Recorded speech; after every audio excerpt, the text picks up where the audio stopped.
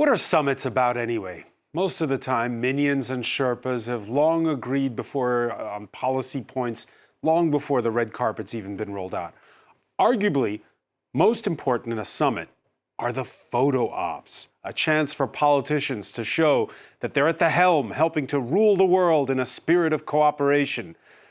So what does this lot rule over? Dateline the Puglia resort of Borgo Egnazia on Italy's Adriatic coast. See the radiant host, Giorgia Meloni, the far-right leader who in her country finished tops in last Sunday's European elections.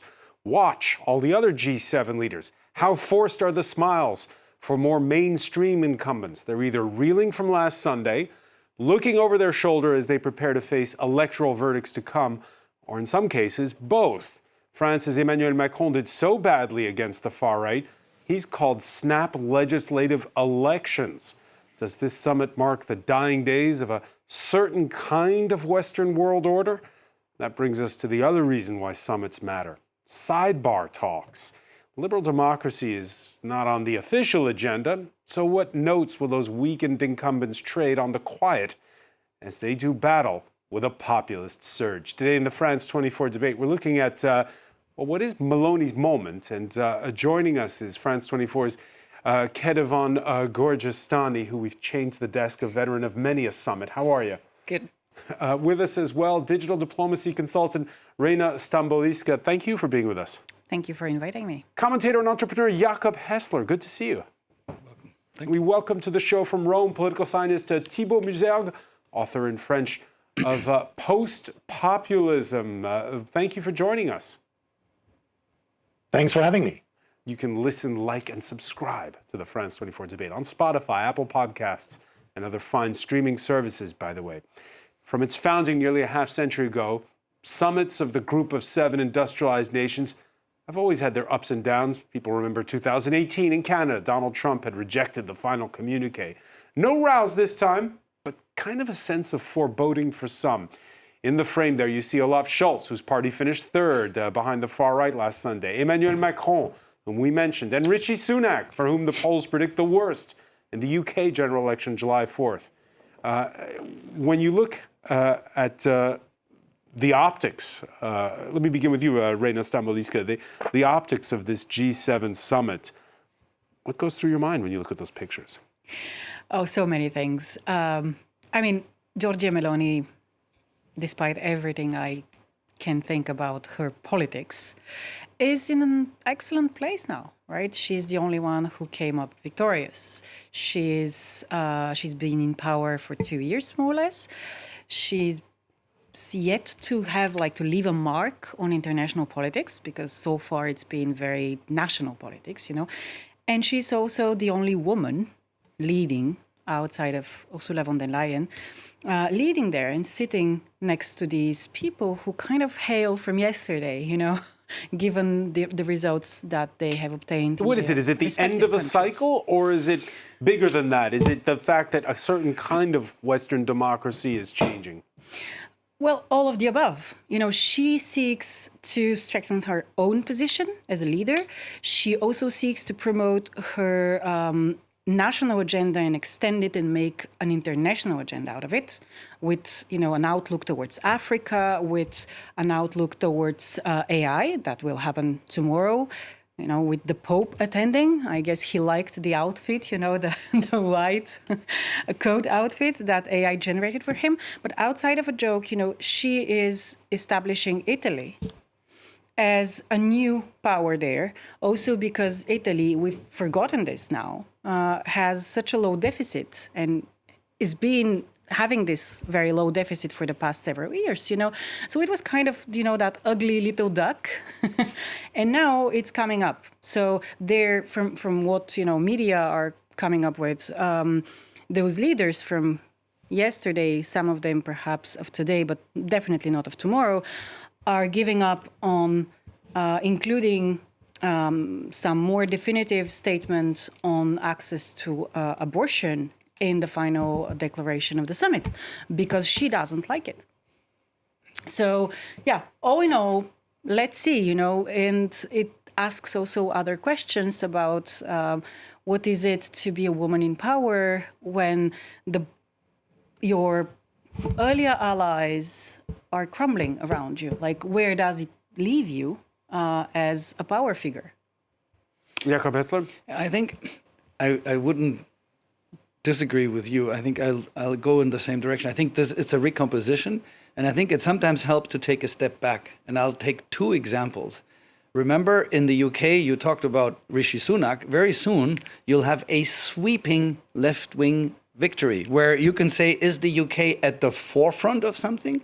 But when you go back 40 years, Labour was Michael Foot's Labour. It had a social democratic arm, which became the Liberal Party, split off from it, and everyone was saying this is the end of Labour. Margaret Thatcher was delivering happily to most Britons, and Labour everyone was saying it's self-annihilating. And then came Neil Kinnock, put it So on it's just pendulum swings, is what you're saying. I think there are pendulum swings. Reform Canada, and as we know, I think there's no coincidence that Nigel Farage is calling his party Reform. Remember, in the 70s, Reform Canada came from West Canada, challenged the more traditional Conservative Party by being populist exactly the way what we see today. And what happened in the end? They merged.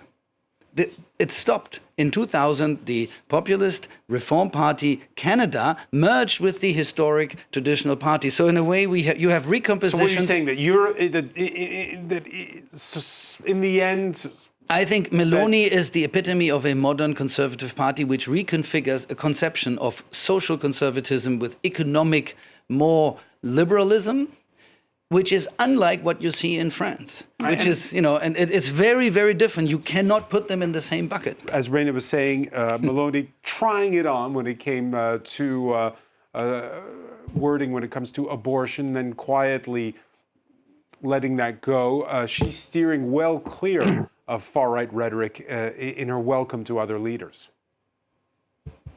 The G7 is not an enclosed fortress that has to perhaps defend itself from someone. It is an offer of values that we open to the world that needs to have shared development as a goal. Thibaut Muzerg, do you agree with what you just heard from Jakob Hessler, listening there to Giorgia Meloni? She's not radical. She's just the new face of. You're not saying that, okay? But she's the. I'm saying I think it's a reconfiguration during which, at the moment, politics has moved to the right undeniably. Of course. Thibaut Muzerg? Yeah, no, I think it's right. The politics have moved to the right undeniably. It will move back to the left at some point, right? And with the example of Britain, which is going against the current right now, is. And we'll talk about why in a moment. But go ahead. Yeah, absolutely. But if you look at this G7, I mean, only Italy and Japan seem to be poles of stability right now. The U.S. and Canada, the U.S. and Canada look likely that there might be a change and a change towards the right. France and Germany you have leaders that are facing a big rebellion on the far right. The UK is going to the left, and it's very likely that Rishi Sunak is not going to hang around as prime minister for a very long time. And so you have Giorgia Meloni, who is here, and she's here. She's kind of she's the only one who's the kind of winner a clear winner among that group, and she's hosting. So that's good, but that's good for her at least. But with regards is it because of her policies, or is it just because, as Reina was hinting at the outset, that she just hasn't been around for very long? I mean, Italy has huge challenges domestically, falling demographics. Yeah. It's still got a big deficit, no matter what's said. But she just secretly naturalized 500,000 immigrants. I mean, there is something which is hard to understand. I don't pretend I understand how she reasons. She naturalized 500,000 immigrants in Italy and sort of could do that almost under the radar. She has become, but that's the thing, that she has become, I think the idea of calling her far right, I think we need to stop that. Yeah. We need to stop calling her far right. She's just right of center. She's just the new right in Italy. Exactly. And she's occupying everything from the center to to the limits of the fringes. The fringes right now in Italy are occupied by Matteo Salvini, and Meloni is occupying the space in between. And with Forza Italia as a sort of lame duck, led by a ghost. I mean, their leader died last year, but he was still in all around Rome and all around Italy. He was still on the posters. And they're kind of the centrist part of the Italian right. But Meloni now is occupying the whole of the right, and she has policies that, yes, we will see as very conservative for us French people, but other policies that will seem completely mainstream. And this is where she is. She's a post-populist leader now, and she is kind of redefining the debate, but she's redefining it not in this cleavage between populists and or people and the establishment, but left and right. La settima volta. Right. And as Italy leads, you were talking about immigration there, Jacob Hesser, as Italy leads the charge for deals with the likes of Tunisia and Egypt to keep migrants away from Europe's shores. Tunisia's strongman invited to the G7. The UK, as we were saying, looks set to call time on its nativist episode, one that began in 2016 with the Brexit referendum. Conservative Rishi Sunak, who's standing by his Rwanda deportation scheme. There you see him warmly welcomed Kedevan Gorgestani. What do you make of these images here? The UK has... It was a little bit awkward. It was perfect fodder for Twitter because everybody had a field day with what they might have been telling each other and why Meloni was reacting like this. And I think this is also the fun part of these international conferences, that there's always an awkward moment, an awkward picture, an awkward video. By the way, Olaf Scholz shook hands with her. He didn't. There was no kissing. You could very well tell there was the Latin and the younger generation who were in with the kiss, and the German was very stern. Olaf Scholz probably shakes his wife's hand to say goodnight. And Joe Biden did both. He did the kiss and the handshaking, so he went for both. Yeah, but he's been in politics, I mean, even before you and I were born. Yes. So that's also, training, that's practice, that's experience talking. Yeah. So there is a lot going on there as well. But it's still an interesting thing because that handshake story, despite all bad jokes we can make about Germans and their, propensity to emotions. Or lack thereof. Or lack thereof. He Public display of emotions. No offense meant. I think the handshake is something that recognizes an equal standing, right? We are not there as friends. We are there as leaders. So, you don't do the kissing and hugging stuff with your male counterparts. So why should you impose it unless on you're woman? Emmanuel Macron?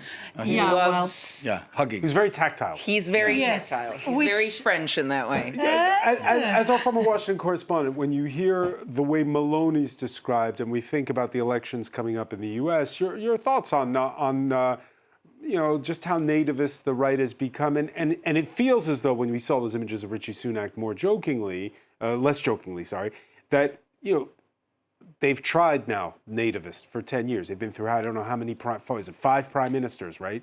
And now it's not so much, there's a sense that the UK is, the pendulum is swinging because they've had this nativist... True. If you look at the U.S. example, the question is, we've swung one way, we swung the other way, and now we don't know which way it's going to swing. And I think this idea, yes, we're seeing several leaders that are in troubling times. But if next year, Joe Biden wins re-election, Macron avoids having a far-right prime minister, and the AfD sort of remains where it is in Germany, and you have a Labour prime minister in the UK, we're not going to be having this. I know it's a big if, but it could happen, and we won't be having the same conversation. I think two things are interesting, and I remember when Giorgia Meloni came for for an official visit at the White House. We were asking of the White House, how do you... When was this? It was under Trump or Biden? Under Biden. Under Biden, of course. She wasn't there. Under Biden. And we were asking how Joe Biden would reconcile having to deal with a European leader that was very much different when it came to things like, for example, you mentioned abortion, and apparently the Americans are pushing very hardly back on that final draft about abortion because abortion is going to be such a key issue in the United States. And at the time, the answer was the domestic politics are one thing, but Giorgia Meloni is different from other far right, if we want to keep calling her far right, in Europe, which is that on the foreign policy, she is very much aligned with all of these traditional leaders, number one being Ukraine. And that, I think, was, at least for the White House and for Joe Biden, the idea was we will take whatever it is as long as she's aligned on the major policies that where we need Europe to be allied with the United States. And I think in that sense, I agree with the fact that she's a little bit different than other Marine Le Pen, for example, or other far-right or populist leaders on the right in Europe. These G7 summits, they're planned long in advance. And who would have thought that there would be a snap election called in the UK? Who would have thought there'd be, time to break out the popcorn, a snap election here in France? Emmanuel Macron taking a whopping gamble. Arguably, he's the second most watched leader at this summit. Let's give you the latest on the France soap opera. We can show you the head of Les Républicains barricading himself kind of in his HQ after rallying the far right, the rest of the party expelling Éric Ciotti. Marine Le Pen's niece, who ran with a different party, she's reconciling with her aunt. This is the mad scramble to Sunday when candidacies have to be filed for a June 30th first round. Now, the president, before flying to Italy, insisted in a press conference that this snap election was all about clearing the air. On Sunday, I stated that the legislative elections should be held with clarity over the possible choices. That's where we are right now. Since Sunday evening, the masks have come off, and the battle of values is out in the open. It is also, I would say, a litmus test between those who choose to make their shops prosper and those who want to make France prosper.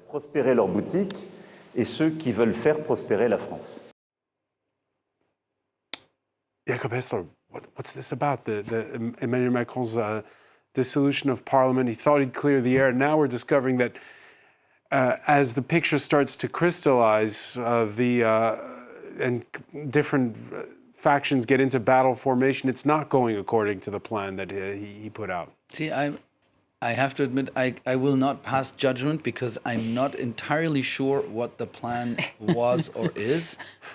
And there are several options that one could think of, and they all can be strategic. You could think he deliberately wants to bring the Rassemblement National to power, give them 2 years to show that once they're in government, they'll mess up. It's a very, very risky gamble because in 2 years you can really, budget constraints and the backlash from rating agencies, they come later. So 2 years may not be enough. The second gamble is he may bring them in and actually paving the way because he is barred from being a candidate. He's term limited. But not le temps d'après, as the French would say. The French constitution does not say you're not allowed to have more than two So you think he's looking ahead to 2032? Oh, I'm sure. I mean, look, he's not even 50. He's not even 50. Yeah. He's so young, and he can go for a third mandate.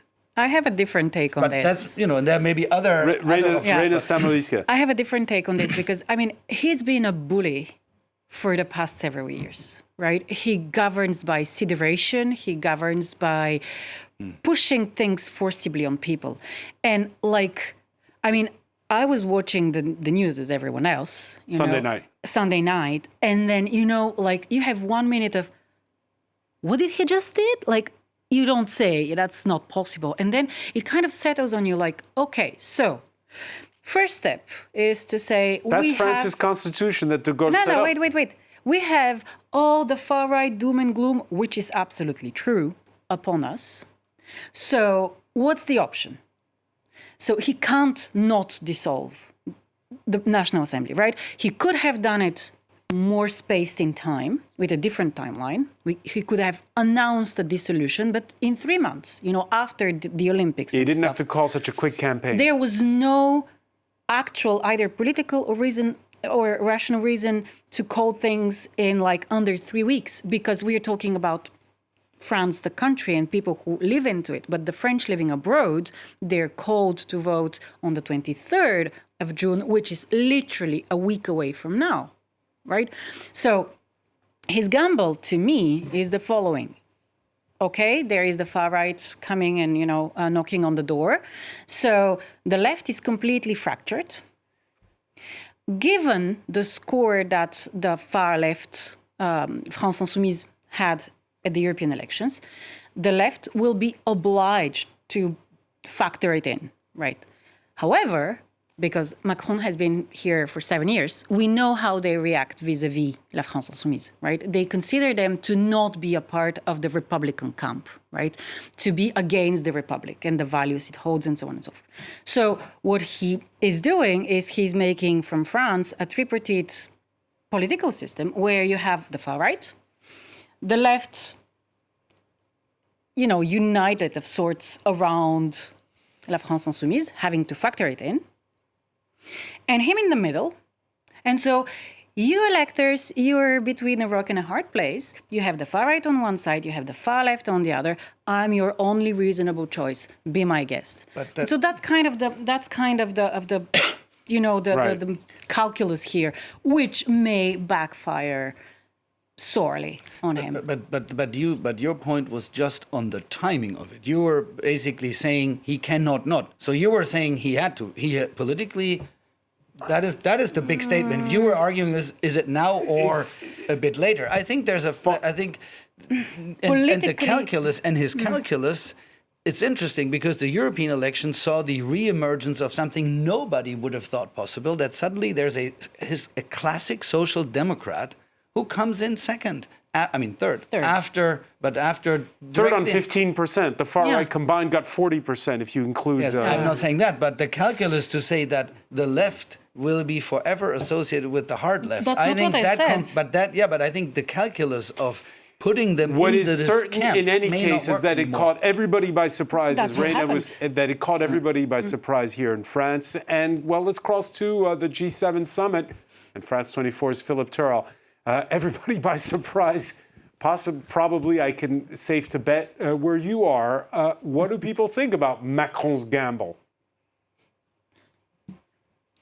Well, to be honest with you, Francois, it hasn't really been a huge talking point as far as I know, because we're not with the delegates where they're actually talking around the table and listening into the small talk and getting all the gossip that there might be flying around about what Emmanuel Macron did. But that said, I'm absolutely convinced that most leaders here are completely flabbergasted by this decision by Emmanuel Macron to dissolve the National Assembly, to call these early elections, wondering why on earth he did that. And earlier on today, I was in the press office and talking to another journalist from French television who has contacts on the inside of the Elysee, and he said that I've been talking to them and that they are saying one of the things that Emmanuel Macron is suffering from is isolation. When you're in a position like he is, you become lonely, you become cut off from reality, and you are then at the mercy of certain advisors who are advising you what to do, and sometimes they advise you wrongly about what to do. And he said that is probably what is happening to Emmanuel Macron, because he's pretty isolated in the Elysee, doesn't have many people he is confident in, and that's why he makes these irrational decisions like the one he did today, where he says he's just basically, it's like an explosion as far as French politics is concerned, and something that nobody expected him to say. But as far as the G7 goes, which is the complete other side of what Emmanuel Macron stands for, he's seen as someone who is pro-European, someone who is one of the biggest defenders of Ukraine, and even saying as much as we're going to send French troops possibly to Ukraine if necessary when the time comes, which has irked all the other international leaders who were taken aback by that remark. So I think that he is respected on that front. It's two different sorts of Emmanuel Macron, if you like. There's the international Emmanuel Macron that we can see here in Italy at the G7 summit. Then there's the domestic Emmanuel Macron, who seems to have thrown everything up in the air since last weekend. He's not in the country right now, he's here in Italy, but at the same time the two are quite far apart, and I think many of the leaders here are a little bit perplexed by what is going on. I think that's probably the right word. Thank you for that live update, Philip Turrell, at the G7 summit. Thibault Musergue, I guess you spent a lot of time explaining Macron to Italians. Yeah, in fact, I spent most of the election night on Italian TV trying to explain what was going through his head, and I think we're trying to put a lot of rationality. We're putting a lot of rationality in places where probably there is not so much. But if we try to put some rationality, then maybe Emmanuel Macron wanted to go to the end of the process of destroying the old political field, and he has an interest in sort of making a scenario of having him, if he can, in a duel, sort of making himself in a duel with Marine Le Pen. But obviously, it's not working very well, because now there is a left, and it is very difficult for him to put this duel with Marine Le Pen. First of all, because it's Jordan Bardella, who is the candidate for the post of prime minister. And even on the left, I mean, the left are not, they're not stupid. It's very, very hard for them to get to an agreement right now. But it looks like they have other people that are not necessarily Jean-Luc Mélenchon, that are François Ruffin, for example, who is not, I mean, he is not a nutbag. Thibault, let me ask you about this, because you've written this book, Post-Populism. Your focus is on how politics is changing. Here you have a French president coming out saying the far right has had this record tally in the European elections. I had to clear the air. Was he right to do so? Well, we'll know we'll know in early July, right? I mean, on July 7th or July the 8th, when the second round of the election is. It was probably a stupid idea, to be honest. I think that's how it's going to be. That's how it's going to be remembered. He didn't have to do it. He didn't have to do it at this time.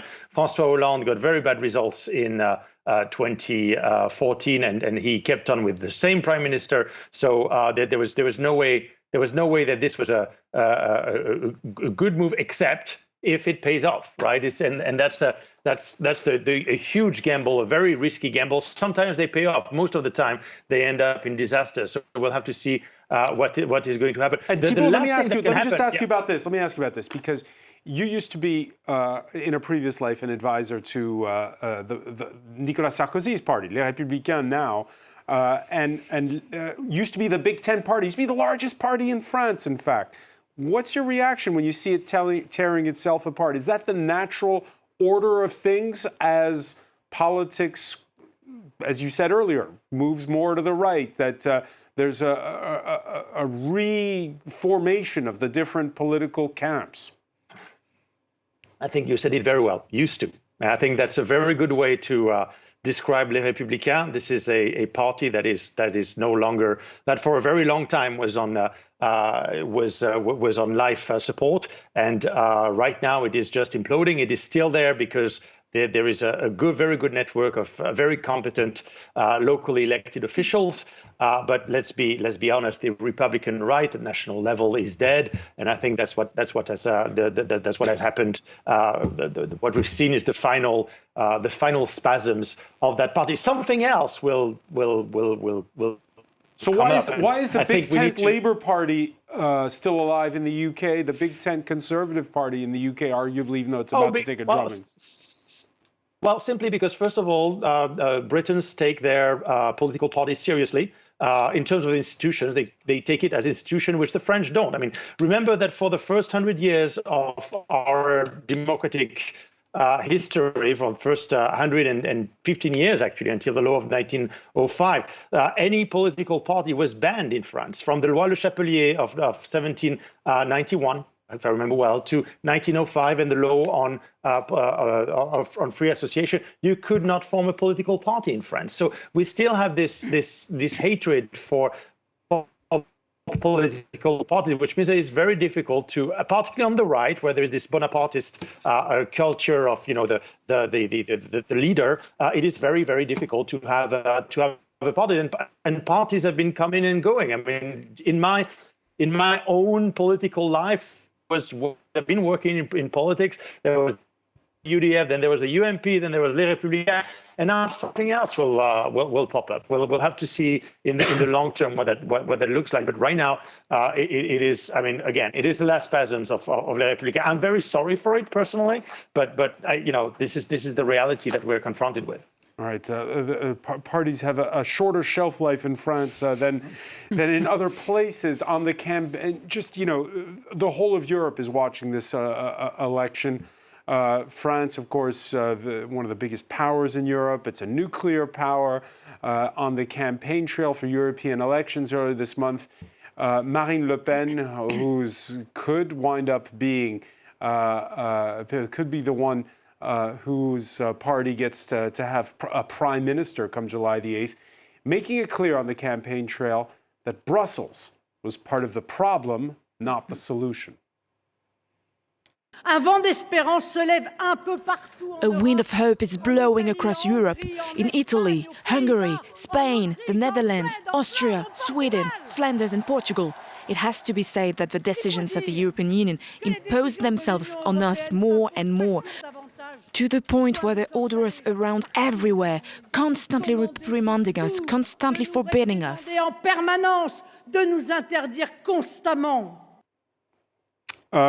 Marine Le Pen, who's trying to brand herself as, in the same way as Giorgia Meloni, as more of a moderate. But this is not the same kind of rhetoric. No, it's not. Like, there is a certain liberalism, if you like, quote unquote, or should I call it pragmatism with Meloni. Like, her program for Africa, her program to help Africa, investments in infrastructure and so on, it's not done out of some humanistic, volition that sprung into her all of a sudden, by God's will. It's done because she wants to limit immigration in coming to Italy. Everything that is on the agenda for the G7 summit, it's Italy's agenda about limiting immigration, about making, stronger businesses, even the AI angle she has, that will be discussed tomorrow. It's not so much about global, regulations and It is more about how can SMBs partake AI to better thrive, which is a very different angle from, what we have seen at the Seoul summit, what we have seen in the UK at the AI summit, and so on and so forth. Marine Le Pen she is the historical guarantee of a historical, party and political culture in France to a guy who is 28 years old, and who's been dating a girl from the Le Pen family, by the way. So he also needs, and there is a certain charm in that duo of a veteran politician who used to be the underdog, and and this young, brilliant political leader that is Bardella. I mean, I completely despise far-right parties and their ideas, but you have to... Bardella, who headed the slate for those European elections, and who, by the way, said in the last 24 hours that he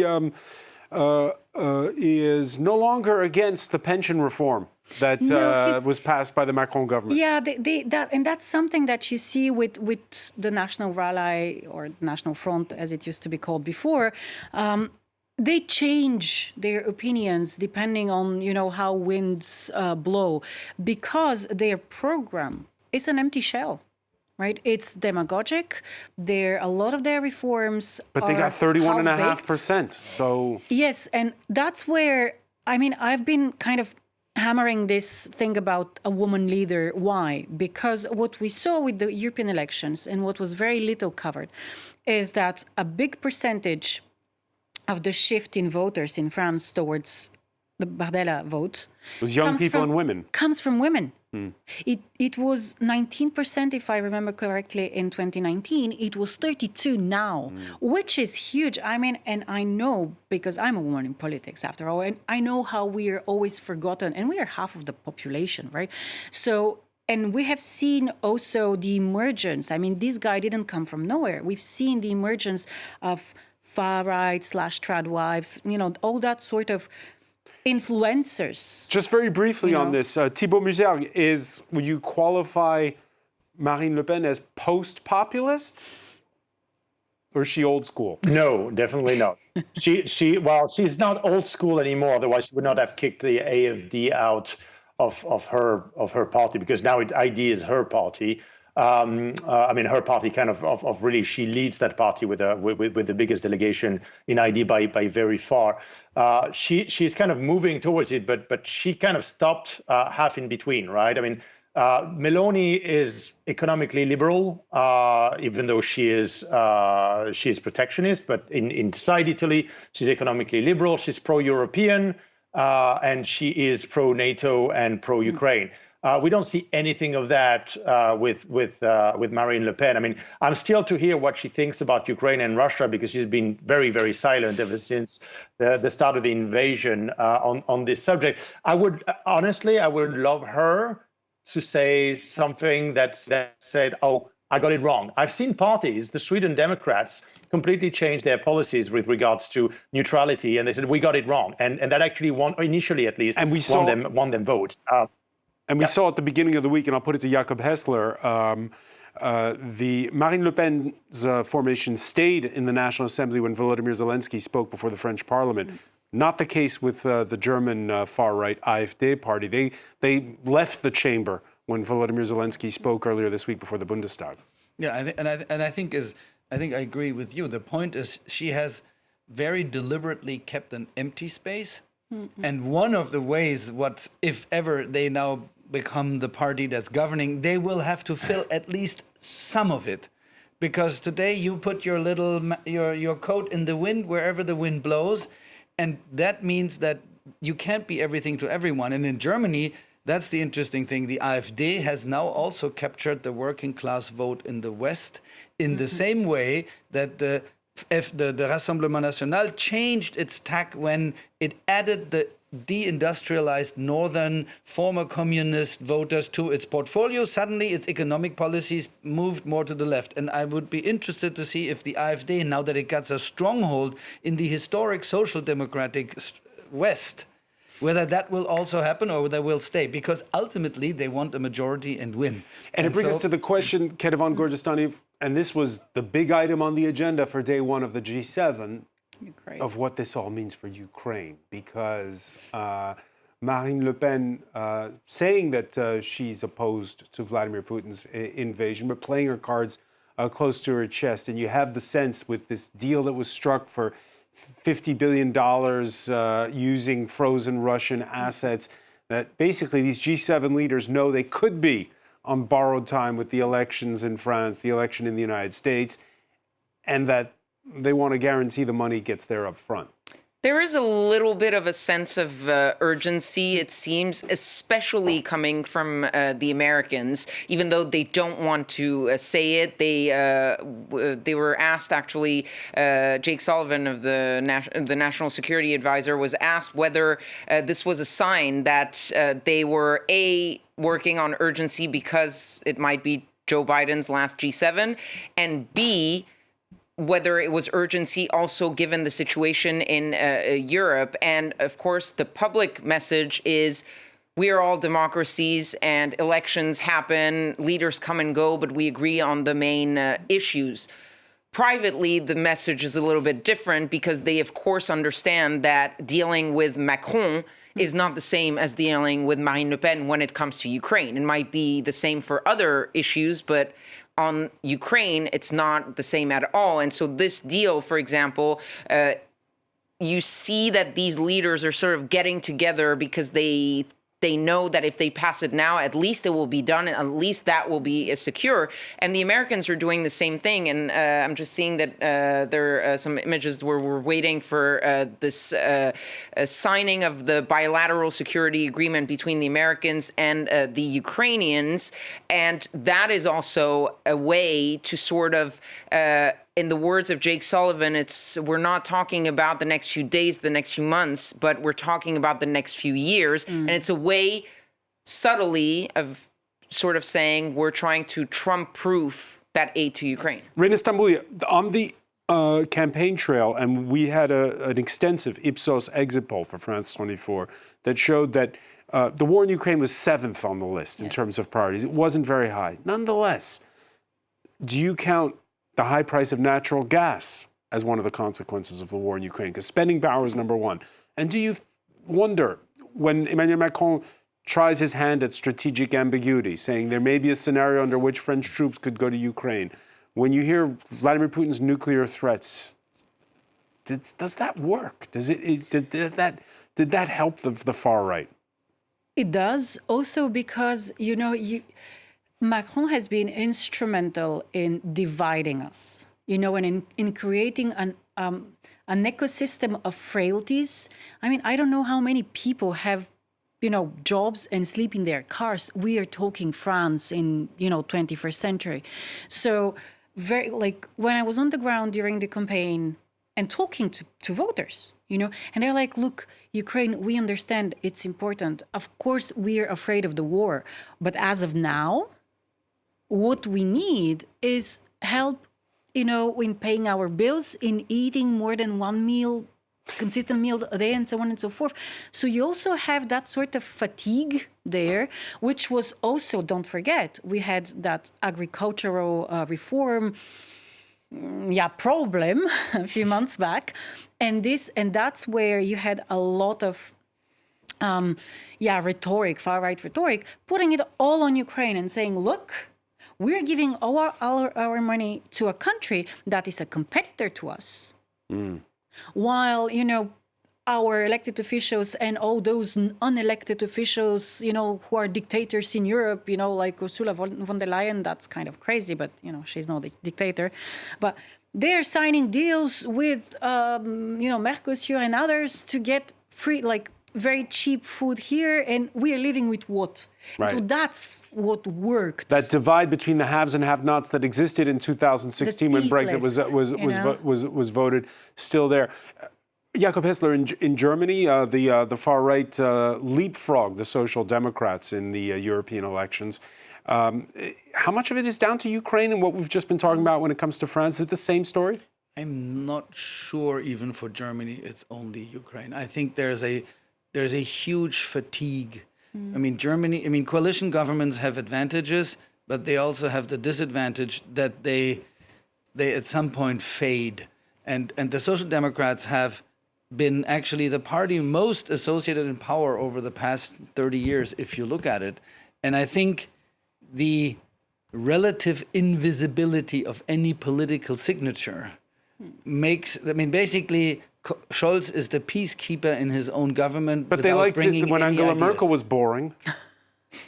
Yes, but she governed with less controversial, less extreme. And I think my prediction for Germany is that they will have elections rather sooner than later because I think the Liberal Democrats will leave. They will have to leave because the consensus between the reasonable wing of the Greens, the Liberal Party, and the sort of modernists of the Social Democrats, they were holding it together in the beginning, and now everyone is drifting. The Greens drift hard left, the FDP becomes sort of now ultra-liberalist, and the SPD just disappears, has no more opinion. Got decimated. So Jakob Hessler there predicting another snap election to watch out for. Not snap. We shall see. Many thanks. I want to thank you, Jakob. I want to thank as well Reina Stamoiska for being with us. Thibaut Museau for being with us from Rome. France 24's Kedevan Gorgeous-Sani. Don't go far. You're still covering the G7 summit for us. Thank you for being with us here in the France 24 debate.